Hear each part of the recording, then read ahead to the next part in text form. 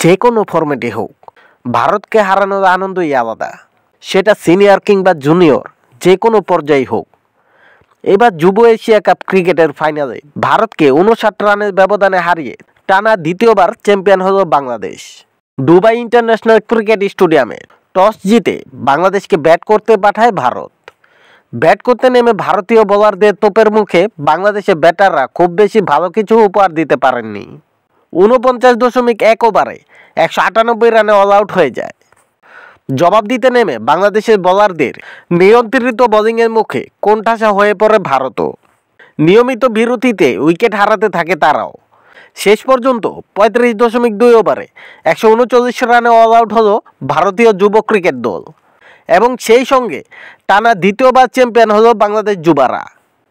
এক বছর আগে 2023 সালে এই দুবাই ইন্টারন্যাশনাল স্টেডিয়ামে স্বাগতিক আরব আমিরাতকে হারিয়ে যুব এশিয়া কাপ ক্রিকেটে প্রথম চ্যাম্পিয়ন হয়েছিল বাংলাদেশ।